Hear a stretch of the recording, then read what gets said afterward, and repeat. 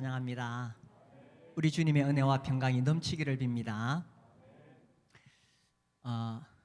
얼마 전에 기독교 세계관을 했는데 제가 다시 한번 하나씩 좀 살펴봤으면 좋겠다 하는 생각이 듭니다. 그래서 오늘 이제 그 세계관에 관한 첫 번째 질문, 이 세계는 어떻게 시작되었는가를 이제 살펴보려고 합니다. 우리 교회에 이제 새로 나오시는 분들은 도대체 예수를 믿는다는 게 뭐냐, 하나님을 믿는다는 게 뭐냐 하는 것에 있어서 이 기독교 세계관이 무엇인가를 잘 이해하시면 알 수가 있습니다. 그리고 교회에 나오신 지 오래되고 예수님을 믿은 지 오래되시는 분들에게도 오늘 다시 한번 내가 예수님을 믿는데 기독교 세계관으로 살아간다는 게 뭔가 하는 것에 대해서 생각할 수 있는 기회가 되었으면 좋겠습니다. 첫 번째 질문은 이것입니다. 어떻게 시작이 되었느냐? 둘 중에 하나죠. 저절로 이 우주가 만들어지고 내가 생겨났든지, 아니면 어떤 전능하신 창조주가 계셔서 그 하나님께서 이 우주 만물을 만드셨든지, 둘 중에 하나입니다. 이것은 어떻게 과학적으로 입증할 수 있는 것이 아니라 믿음의 문제입니다. 그래서 이제 세계관이라고 하는 거예요.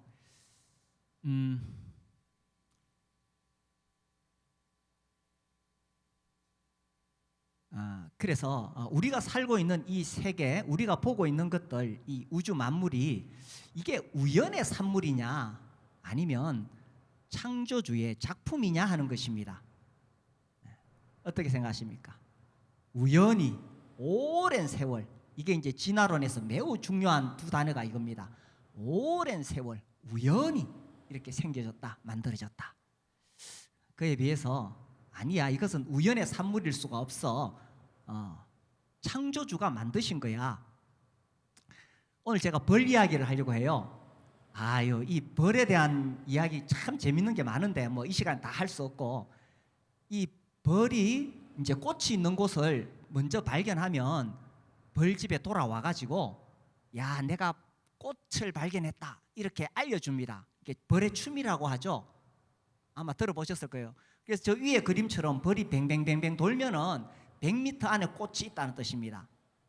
그런데 또 벌이 그 벌집 위에서 팔자춤을 춰요. 밑에 그림처럼. 그러면 100m보다 더 멀리 꽃이 있다, 그런 뜻이에요. 신기하지 않습니까? 별로 안 놀라시네요. 이 벌이요, 또 꽃이 있는 위치를 어떻게 알려주느냐, 태양과 꽃이 있는 그 각도를 계산해 가지고 그 각도에 따라서 춤을 춘다는 거예요. 팔자춤을 추는데 이렇게 직선으로 나가는 게 1초면 1km 거리에 있다는 거예요.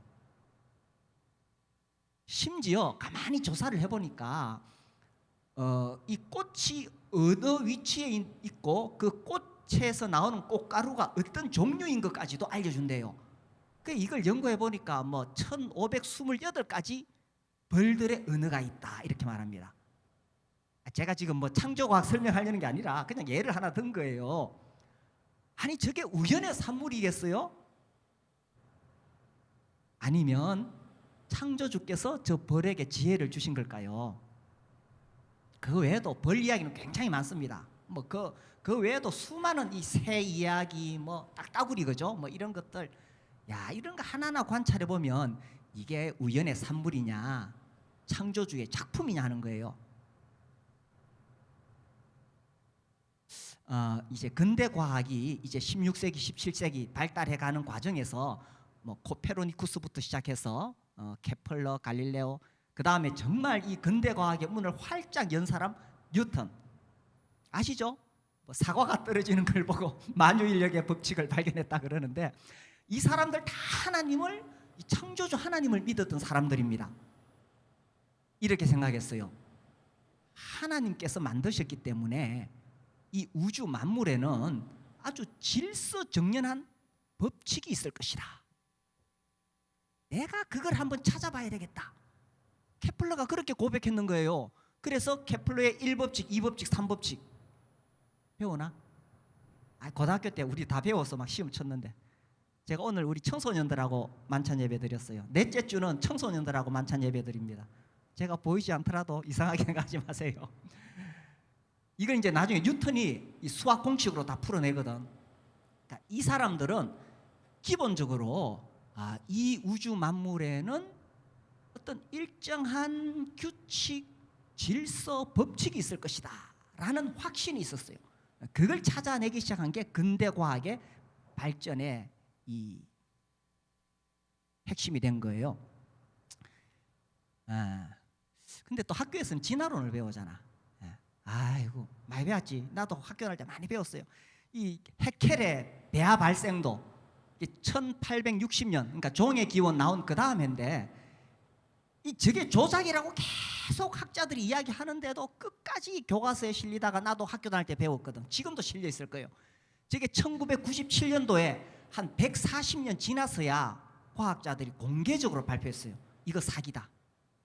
이미 그 전에 가짜라는 것이 드러났지만, 그런데 교과서에 실린다니까. 밀러의 원시 대기 실험, 뭐 이과 출신들은 다 알아요, 그죠? 그리고 뭐 시조새, 저거 파충류와 새의 중간 단계 아닙니다. 저거 새라는 거 다 이미 밝혀졌어요. 실레캔서 지금도 살아 있어요. 오스트랄로피테쿠스, 저거 원숭이라는 거 이미 다 밝혀졌어요. 그런데 왜 교과서에 실리죠? 뭐 네안데르탈인 고추병 환자였고, 뭐 자바 원인, 이 필터다운인, 이거 완전 조작입니다. 사람 뼈하고 원숭이 턱뼈 붙여가지고 그것도 화학 처리해가지고 색깔 변조해서 이게 유인원과 사람의 중간골이다. 저거 다 밝혀졌어요. 그런데도 교과서에 실리고 있다는 것. 이게 무슨 말이냐 하면 이게 과학이다 이런 문제가 아니라 세계관의 문제라는 거예요. 그래서 진화론을 과학이라고 말하지 마. 진화론을 과학이라고 말하지 마. 하나의 가설입니다. 가설이란 말은 어떤 사실을 설명하기 위해서 임시로 이럴 것이다 하고 세운 추측이에요. 이 가설인데 오늘날 이것이 사실로서 강매되고 있다. 표현이 재밌죠? 강매. 막 저거 안 사면 안 돼, 저거 안 믿으면 안 되는 것처럼, 과학인 것처럼 막 이렇게 하고 있는 거예요. 그래서 진화론을 과학이라고 말하지 마. 이건 뭐냐? 이것은 믿음의 문제이고 세계관의 문제라는 겁니다. 1997년도에 그 하버드 대학 교수였어요. 진화생물학자인데 찰스 레윈틴, 리차드 찰스 레윈틴, 이 사람 진화론자예요. 한번 보세요. 뭐라고 말했는지. 우리는 상식에 어긋나더라도, 웃기죠? 진화론을 고수하기로 작정하였다.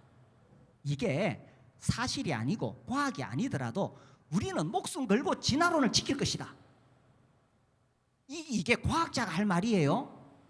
이거는 믿음의 문제잖아, 그죠? 이 과학자가 할 말이에요. 이게 사실이 아니더라도, 그 내용이 명백하게 오류가 있더라도, 혹은 실증적으로 증명이 되지 않는 공허한 이야기더라도, 틀렸더라도 우리는 진화론을 지킬 것이다. 그러니까 이것이 계속 이런 사람들에 의해서 이게 지금 나오고 있는. 그 다음 페이지 보시면은 우리의 이 방법론이 아무리 반이성적이고 아무리 이상하게 보일지라도 우리는 유물론에 근거한 연구 체계를 만들어 나가야 할 것이다. 이게 틀려도 좋아. 우리는 진화론을 주장할 거야. 하나님의 발을 한 발짝이라도 방문 안에 들여놓는 것을 우리는 허용할 수 없다.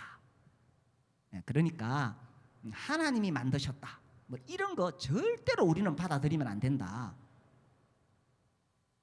제가 지금 무슨 이야기 하는지 아시죠?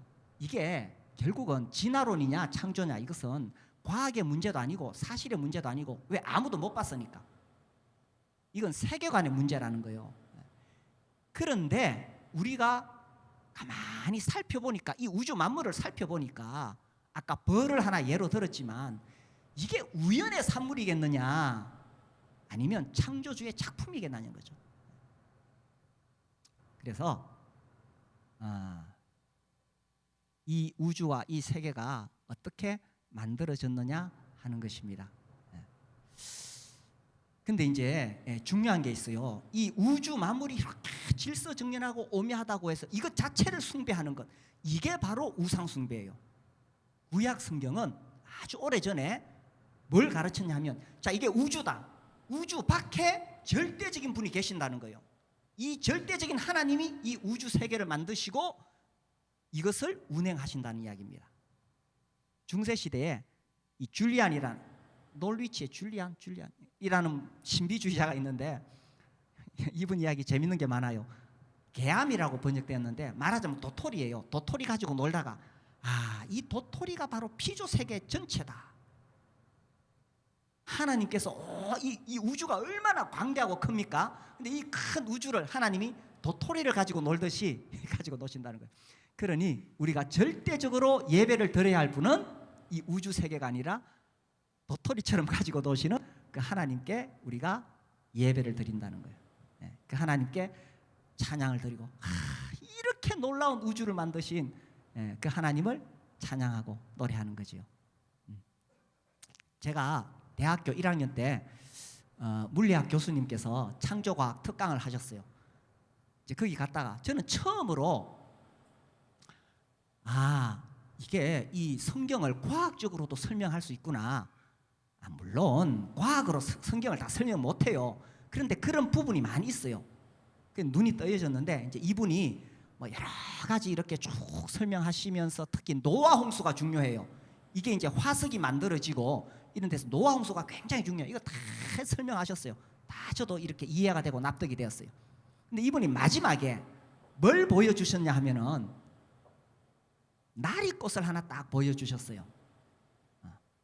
그러면서 하시는 말씀이, 이 봐라, 만약에 저절로 생겼다면,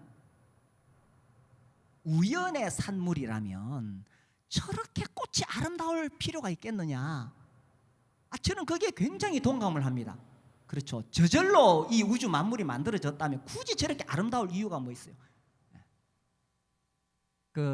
제가 청년 시절에 우리 학생들 데리고 팔공산에, 앞산에 갔었어요. 학생들하고 이렇게 산에 가면 참 좋아요. 거기 갔는데, 그날 진짜 이렇게 나리꽃이 하나 탁 피어 있는 걸 봤는데요, 저 사진과는 비교도 안 되는 진짜 멋진 나리꽃이 있었어요. 제가 엄청 감동을 먹었어요. 정말 아름답다. 그렇지, 저게 어떻게 저 깊은 산 속에 혼자 피어 있는 저게 어떻게 우연의 산물이겠어. 하나님께서 만드신 거야. 그래서 로마서 1장 20절에 이런 말씀이 나와요. 이 하나님의 그 보이지 않는 것들이 이 하나님 만드신 만물에 그분의 신성과 능력이 나타난다. 우리 같이 읽어봅시다. 시작. 창세로부터 그의 보이지 아니하는 것들, 곧 그의 영원하신 능력과 신성이 그가 만드신 만물에 분명히 보여 알려졌나니 그러므로 그들이 핑계하지 못할지니라. 아무도 저절로 만들어졌다, 뭐 하나님이 없다, 핑계할 수 없습니다. 이 하나님 만드신 만물을 보니 하나님의 영원하신 능력과 신성이 여기에 담겨져 있다는 것입니다. 그래서 우리는 그 하나님을 예배합니다. 어떤 세계관으로, 어떤 믿음으로 살아가실래요? 저절로 생겼지. 아니면 아니야, 정말 놀라우신 그 하나님께서 우주 만물을 만드셨어. 자, 어떤 세계관으로 살아가느냐, 이게 얼마나 중요하냐면 나의 정체성을 결정해요. 내가 누구냐, 내 인생이 얼마나 가치 있느냐, 이걸 결정한다니까. 하나님께서 우주 만물을 만드실 때요, 참 놀랍게 창세기 1장 27절 여기 보면 우리 읽어봅시다. 시작. 하나님이 자기 형상 곧 하나님의 형상대로 사람을 창조하시되 남자와 여자를 창조하시고. 하나님께서 우리 사람을 만드실 때는 원숭이 형상이 아니고 하나님의 형상대로 만드셨다는 거예요. 여기 얼마나 놀라운 비밀이 있습니까? 내가 얼마나 존귀한 자인가를 지금 알려주고 계시잖아요. 그러니까 이 진화론의 입장에서 보면 이 생명이 어떻게 시작되었느냐, 연못 속에 푸른 거품 찌꺼기에서, 그게 뭐 어떻게 오랜 세월 우연히 거기서 아미노산이 만들어지고 단백질이 되어가지고 뭐 인간이 되었다. 생명체. 그래, 우리 인간은 그냥 뭐 내가 살아있다는 것은 이 세포 간에 화학적인 반응이 있다. 이 전자들 간에, 우리 몸의 전자들 간에 어떤 전기적인 충격이 있는 거야. 그게 살아있는 거고, 이 호르몬이 활동하니까 내가 뭐 감정이 있고 뭐 이런 거야. 결국 진화론, 유물론의 입장에서 보면 나라는 존재는 단백질 덩어리. 그러면은 인생에 대한 아무 의미가 없어요. 가치가 없어요. 목적이 없어요. 그저 다윈이 말하는 대로 적자 생존, 이 치열한 경쟁 사회에서 죽으라고 뛰어가지고 살아남는 것, 남보다 조금 더 물질 더 많이 가지고 쾌락을 누리고, 그것이 성공한 인생.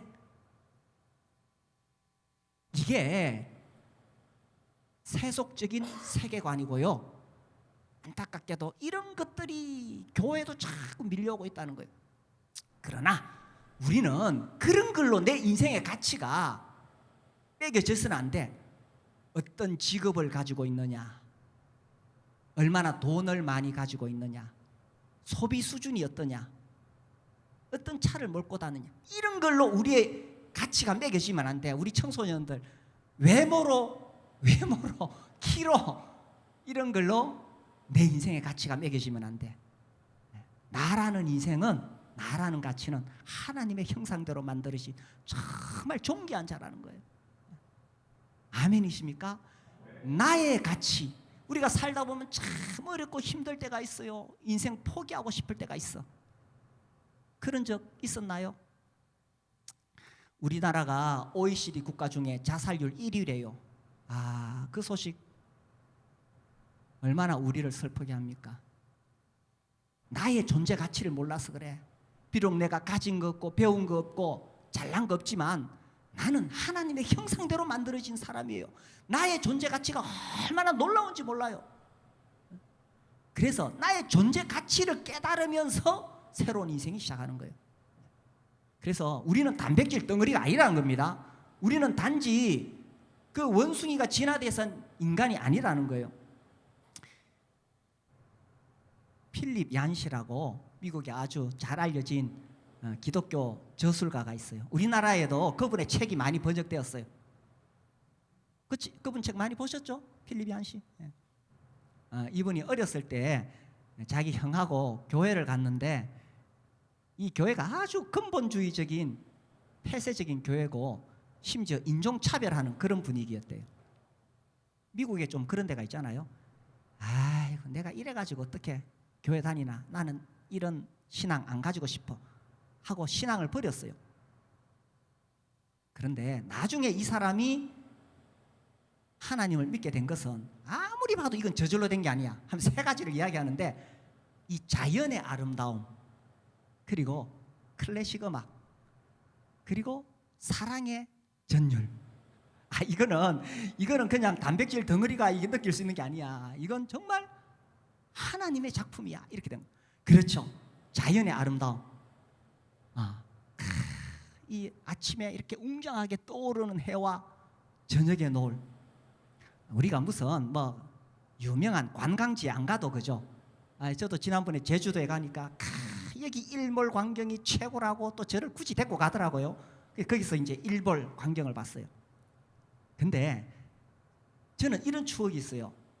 제가 학교 다닐 때 청년 시절에 하양이라 어딘지는 제가 정확히 기억이 안 나는데, 그 저녁에 제가 거기 왜 갔는지 하여튼 뭐 이렇게 우리 청년 형제 자매님들 만나러 갔어요. 하양에 갔는데 버스를 타고 얼마나 오래 타고 갔는지 피곤해가 내렸는데, 딱 내렸는데 그때가 저녁인데 이게 노을이 지고 있는 거예요. 하늘이 다 붉게 물들었는데 그 해가 이렇게 넘어가는 장면이 그렇게 아름다울 수가 없었어요. 전혀 기대하지 않았어요. 뭐 지금 그게 어딘지 모르겠어. 근데 그냥 막 나는 피곤해서 약간 짜증스럽게 내렸는데 그 장면이 말할 수 없이 막 감탄이 흘러나와. 내가 어떤 걸 기대하지도 않았어요. 그런데 붉은 구름이 쫙 있고 거기서 해가 쫙 넘어가는데 막 정말 감탄이 나왔어요.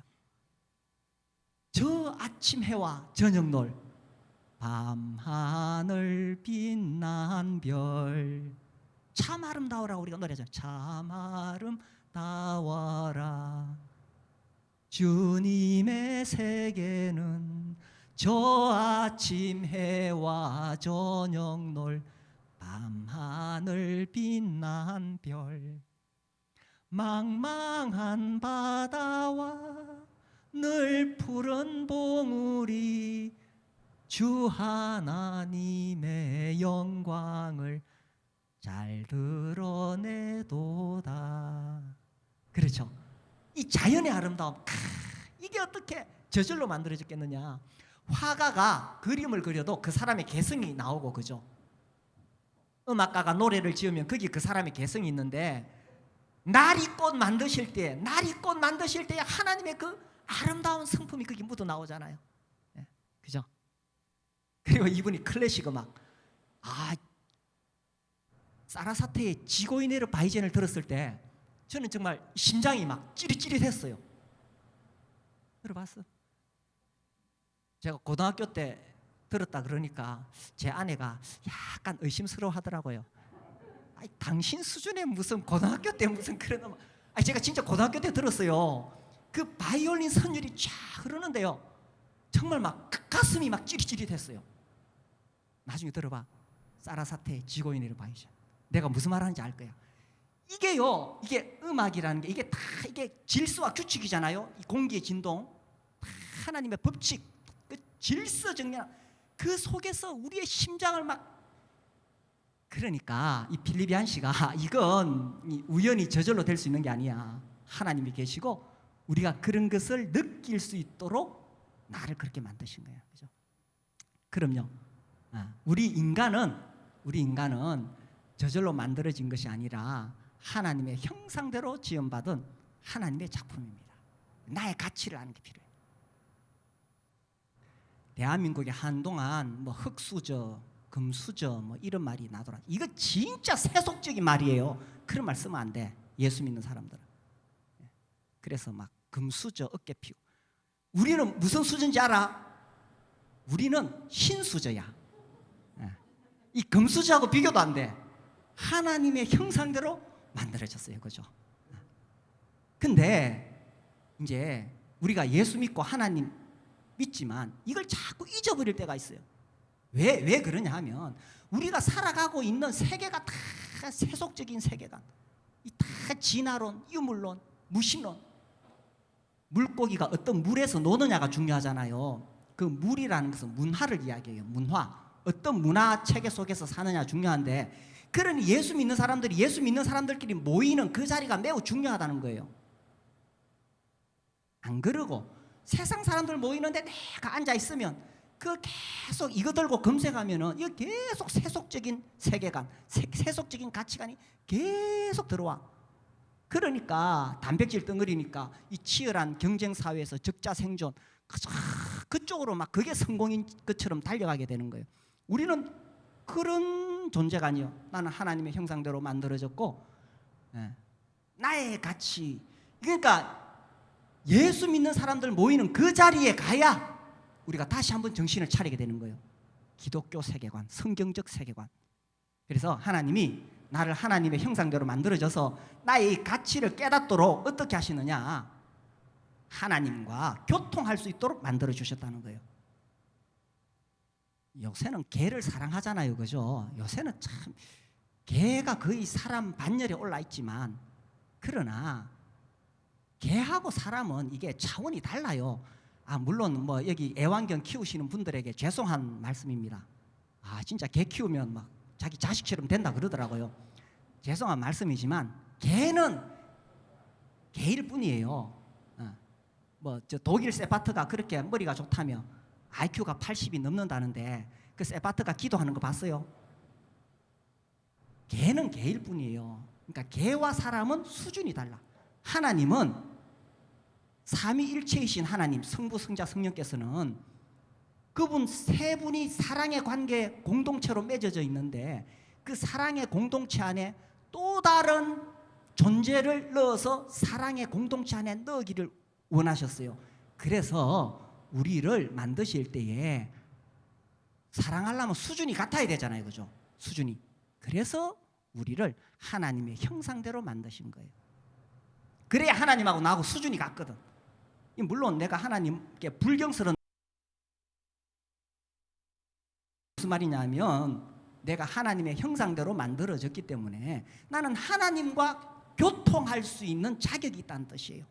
하나님과 교류할 수 있다는 자격이 있다는 거예요. 그래서 우리는 성경을 펴놓고 읽으면서 하나님의 말씀을 들으면서 교류할 수 있고요. 우리 기도할 수 있어요. 저는 시편 읽을 때는 특히 한 절 읽고 기도하고 한 절 읽고 기도하고 시편 한 절 한 절 읽으면서 막 간절한 마음으로 하나님께 기도하고 하나님과 이렇게 교류하는, 교통하는 거예요. 하나님, 왜 우리를 하나님의 형상대로 만드셨느냐? 나랑 동급으로 교제하시려고. 그래서 나의 정체성이 어디서 나타나느냐? 하나님과 교통하고 있을 때 그때 내가 진짜 하나님의 형상대로 만들어졌고 나의 존재 가치가 드러나고 내가 얼마나 고귀한 자인가 존귀한 자인가가 그때 그 자리에서 밝혀지는 거예요.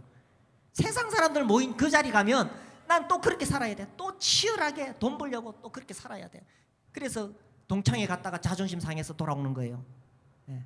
그러나 하나님 앞에 앉았을 때 내가 얼마나 존귀한 자인가를 깨닫게 되는 거죠.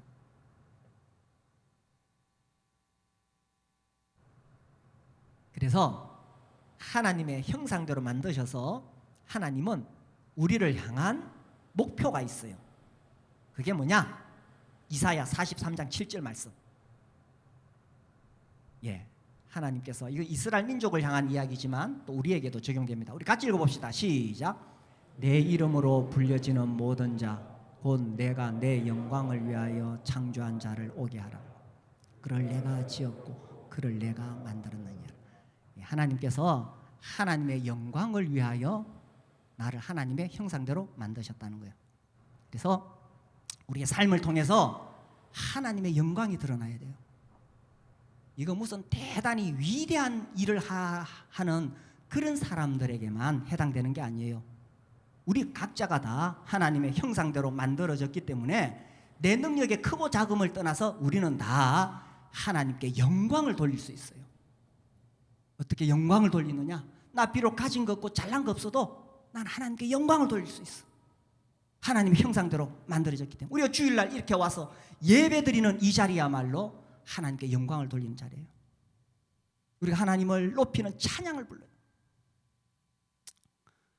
우리 교회가 찬양 소리가 점점 더 커져요. 오늘은 더 큰 것 같아요. 하나님을 높이는 거예요. 목소리 좋은 사람은 제가 볼 때 어떤 면에서 찬양하기 힘들어. 왜냐하면 목소리 좋은 사람은 자기 목소리에 취할 수가 있어. 그러니 찬양하면서 하나님 영광 아니라 자기의 영광을 드러낼 수 있어. 제가 목소리 좋은 분들 제가 지금 폄하하려고 하는 뜻 아닙니다. 제 의도를 아시겠죠? 목소리가 좋고 안 좋고를 떠나서 우리의 찬양의 대상은 하나님이셔야 된다는 겁니다. 그렇다면 음치도 부를 수 있어요. 제가 조금 전에 부르는 거 봤죠? 저는 학교 다닐 때 이 음악 실기시험 들어가면 평균 점수가 내려갔어. 그렇지만 찬양하고 싶어요. 그래서 목소리 좋고 안 좋고를 떠나서 우리가 찬양 시간에는 주님의 높고 위대하심을 크게 노래 불러야 돼요. 하나님께 영광을 돌려야 돼요. 하나님께. 우리 인간은 매우 자기중심적이고 이기적이고 자기가 자꾸 이 하나님 자리에 앉으려고 그래요. 그러니 심지어 우리는 예배드리는 자리, 찬양하는 자리에서조차 하나님께 영광 안 돌리고 자기 중심적일 수 있다는 거예요. 그래서 오직 하나님께 영광을 돌려요. 하나님께. 그리고 이 예배드릴 때요. 제가 어제 몇 번 결심을 했는데 오늘 제 이야기 드립니다. 예배드릴 때 내가 입술로 감사하고 목소리로 감사하지만 헌금을 드려야 돼요. 제가 결심하고 이야기하는 겁니다. 돈은 생명입니다. 그래요? 돈은 생명이에요. 내 돈, 내 호주머니에 든 건 내 생명이에요.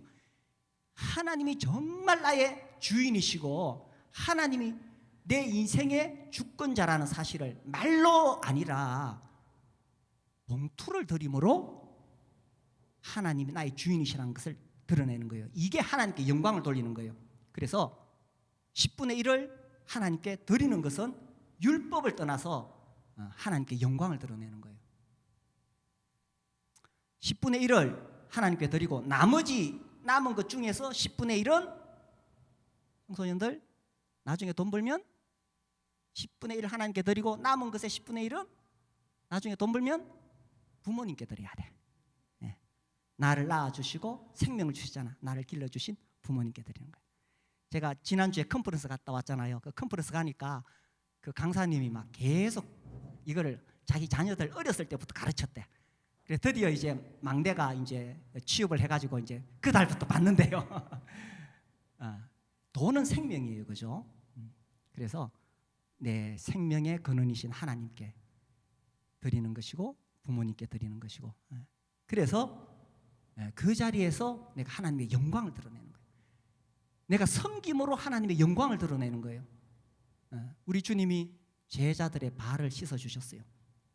그 자리에 우리 주님이 그 더러운 제자들의 발을 씻기는 그 자리에 그게 하나님의 영광이 드러나는 거예요. 내가 무슨 위대한 일을 하고 막 베드로처럼 설교하니까 막 수천 명이 예수 믿고 우리는 그럴 만한 힘이 없어요. 그러나 우리 예수님처럼 형제들의 발을 씻어주는 그 자리에 하나님의 영광이 드러나는 거예요. 내가 무슨 위대한 대단한 일을 하는 게 아니에요. 나보다 더 잘났으니까가 아니라 나보다 못한 사람 허리 숙여서 섬길 때 그게 하나님의 영광이 드러나는 거예요. 이해되시죠? 그죠? 하나님의 영광이 그렇게 드러나는 거예요. 그래서 주일날 그렇게 하나님께 영광을 드러내고 예배 드리고 이제 집에 돌아가면 월요일부터는 또 세상에서 살기 바쁘네. 이게 이제 기독교 세계관으로 살아간다는 게 뭐냐 하면 이게 이제 많은 사람들이 착각하기를 주일날은 주님의 날이라, 일요일은 주님의 날이라. 그럼 나머지 월요일에서 토요일까지 누구의 날입니까? 나의 날인가? 아니죠. 하나님의 영광은 평일에 내 삶 속에서도 드러나는 거예요. 그래서 내가 막 전도하고 막 열심히 한다는 것이 아니라 나의 그냥 삶 속에서. 우리 학생들 안 받겠다. 투캅스라는 영화가 있어요. 옛날에 그 보셨어요? 국민 배우 안성기 저 양반이 아주 악질 형사로 나와요. 그래가지고 형사라는 직위를 이용해서 유흥가에 다니면서 막 돈 뜯어. 아주 악질 형사예요. 근데 이분이 집사님이에요. 그래서 교회 가면은 정말 저렇게 간절하게 회개를 하고 기도를 해요. 하나님 나를 용서해 주시고 내가 잘못 살아고 회개하고 기도해요. 자, 저분이 저렇게 간절하게 교회 와서 기도하는데 저게 위선일까요? 하나님한테 잘 보이려고 저러는 걸까요? 저는 그렇게 생각하지 않습니다. 저 순간은 진심입니다. 저 순간은 정말 자기를 회개하고 하나님 앞에 진심으로 기도합니다. 그래 놓고는 나가서 또 돈 뜯으러 다닙니다. 이게 아니라는 거예요. 기독교 세계관으로 산다는 것은 주일에 주님께 예배할 뿐만 아니라 평일에 나의 삶 속에서 하나님의 영광을 드러내는 거예요. 그게 막 전도하러 다니고 막 이런 의미가 아니라 나에게 주어진 상황 속에서 내가 맡은 일을 성실하게 하는 거죠. 형사면 형사답게 사는 거죠. 제가 80년대 대학을 다녔어요. 내 친구들 정말 민주화 운동 많이 했어요. 아주 우리 대한민국 역사에서 아주 중요한 역할을 했어요. 근데 이 친구들은 시험 칠 때 다 컨닝해요. 다라고 이야기하면 좀 그렇지만 왜냐하면 자기들은 데모하러 다녀서 바쁘기 때문에 공부할 시간이 없어서 그렇게 하는 것이 괜찮다는 거예요. 그래서요, 요즘 어떤지 모르겠어. 80년대 대학가의 그 강의실의 책상에 보면요, 빽빽하게 다 적어놨어요. 그랬었지 않나요? 좋은 대학에 다녀서 모르는 거. 여기 80년대 대학 다니신 분들 안 그랬어요? 예. 이 들어가면 강의실에 그 책상에다가 전부 빽빽하게 다 적어놨어. 이제 저도 이렇게 한번 어떤 유혹을 받았냐면 그 교양 과목은 이런 거 외워서 써야 되거든. 근데 그 많은 걸 외우는데 첫 글자만 적어 놓으면은 다 생각이 나잖아요. 아, 이거 첫 글자만 적어 놓으면. 근데 제가 좋은 고등학교 나온 거 아시죠? 우리는 무감독 시험을 쳤어요. 고등학교 때. 고등학교 때 이 시험 시간에 선생님 안 들어오셨어요. 그리고 우리에게 어떤 그 자존심을 불어넣어 주셨어요. 너희들이 이 사회에 나가가지고 이것 하나 제대로 못하면 이 사회에서 정직하게 살 수 없다. 우리 다 컨닝하고 다 썼어요. 이해되지? 그러니까 학생들이 어떻게 영광을 드러내느냐. 내 친구들이 다 그런 식으로 부정적인 방법으로 할지라도 나는 하나님 앞에서 정직하게 살아가는 거예요. 직장생활도 마찬가지 아니겠어요? 네. 그래서 하나님의 영광을 드러낸다는 게 뭐 대단한 게 아니라 학교에서, 직장에서 하나님의 형상대로 지음받은 사람답게 정직하고 투명하게 살아가는 거죠. 에릭 리델이라고 아주 유명한 선교사 있어요. 잘 아시죠? 불의 전차 이래가지고 몇 년 전에 또 우리나라에서 개봉했는데 제가 못 봤어요. 아무튼 뭐 유명하죠. 이 1924년 파리 올림픽에 스코틀랜드에서 가장 잘 뛰는 사람 100m 선수인데 금메달 따놨어. 그런데 이 양반이 주일날 경기가 열리니까 나는 주일에는 뛰지 않습니다. 예배드리러 간다고. 그래가지고 온 국민의 이 원성을 다 받았죠. 그러다가 이제 그 다음에 자기 친구가 400m 선수인데 양보했어요. 네가 뛰어라. 저 사람 주종목이 아니거든. 근데 뛰었어. 100m 달리듯이 질주를 했는 거예요. 200m 질주하고. 나중에 물어보니까 그 200m는 자기 힘으로 달렸고 나머지 200m는 하나님이 나에게 힘을 주셨다 그러는데 이분이 하는 이야기가 있어요. 나는 하나님의 영광을 위해 달린다. 이 사람은 달리기가 자기에게 아주 재능이었어요. 뛰는데 하나님이 나에게 달리라고 하셨다. 그래서 달리기가 하나님 주신 재능이고 그것을 자기는 하나님의 영광을 위해 달린다 이렇게 이야기했어요. 얘가 조금 너무 극단적인 분이 될 수 있는데 뭐 우리가 올림픽에서 금메달 안 따더라도 우리 각자가 하나님이 나에게 주신 재능이 있어요. 달란트가 있어요. 어떤 사람은 그거 가지고 연구를 잘해서 공부를 잘할 수 있고 어떤 사람은 그걸 가지고 사업을 잘해서 돈을 많이 벌 수 있고 사람마다 다 그런 게 있어요. 어떤 사람은 노래를 잘할 수 있고 이걸 가지고 그러니까 최선을 다해 하나님께 영광을 돌리는 거예요. 그래서 공부할 사람은 공부를 잘해야 돼. 열심히 해야 돼. 그게 하나님 영광을 드러내는 거예요. 우리 사업하시는 분은 열심히 해서 돈을 많이 벌어요. 그게 하나님 영광을 드러내는 거예요. 내가 잘 먹고 잘 살기 위해서가 아니라 그걸 통해서 하나님의 영광을 드러내는 거예요. 그리고 저 사람처럼 뭐 금메달 못 따지만 우리가 처해 있는 그 상황 속에서 최선을 다해서 우리가 일하고 섬기고 하나님의 형상을 입은 사람답게 이게 기독교 세계관으로 살아가는 사람이에요. 아이고 시간이 아이언사이드 이야기할게요. 아이언사이드 정말 대단한 설교자이고 성경학자고 저술가죠. 이분이 우리 브래드린이거든요. 잘 사람들이 모르는데 이분이 브래드린이에요. 나중에 무디 기념교회에서 25년 동안 사역하시게 되는데 아버지가 어렸을 때 일찍 돌아가셨어. 그래서 알바를 하는데 구두 수선집에 가가지고 뭐 하느냐 그 소가죽을 물에 완전히 적셨다가 이걸 망치로 마를 때까지 때리는 거예요. 다 마르면 이걸 이제 구두 밑창에다 대는 거예요. 근데 그 주인 사장님이 굉장히 경건한 그리스도인이었는데 이분은 늘 전도하고 예수 믿으라 그러고 그러면서 이제 그 아이언사이더 이렇게 일을 하게 됐는데 하루는 아이언사이더가 길 가다가 옆집에서 이 구두 수선하는 옆집에 이렇게 보게 되었는데 이게 망치로 구두에다가 이렇게 못을 박는데 물이 팍팍 튀기는 거야. 저러면 안 되거든. 구두에다가 박기 전에 미리 망치로 다 때려가지고 물을 뺀 다음에 해야 되거든. 근데 이게 이래 하려면 시간이 얼마나 걸려요, 그죠? 미리 물을 빼려 그러면 들어가서 물었어요. 아니 왜 이렇게 합니까? 물을 다 뺀 다음에 해야 되잖아요. 그 주인이 시웃으면서 야, 이래 해야 빨리 구두가 닳잖아. 그래야 또 고치러 오지. 그래가지고 아이언사이드가 자기 주인 사장님한테 갔어요. 아, 옆집에는 이렇게 하던데요. 아, 이래 하면 시간도 줄일 수 있고 얼마나 좋아요. 그 사장님 하시는 말씀이 얘야, 나는 단지 돈을 벌기 위해서 이 일을 하는 게 아니란다.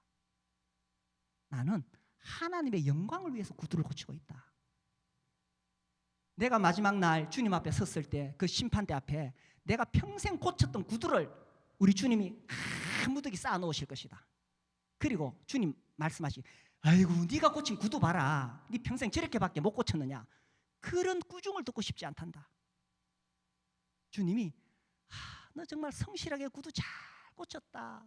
잘하였도다. 착하고 충성된 종아. 이런 칭찬을 듣고 싶단다. 이게 기독교 세계관으로 살아간다는 거예요. 아브라함 카이프 이야기 봅시다. 제가 첫날 소개해드렸죠, 그죠?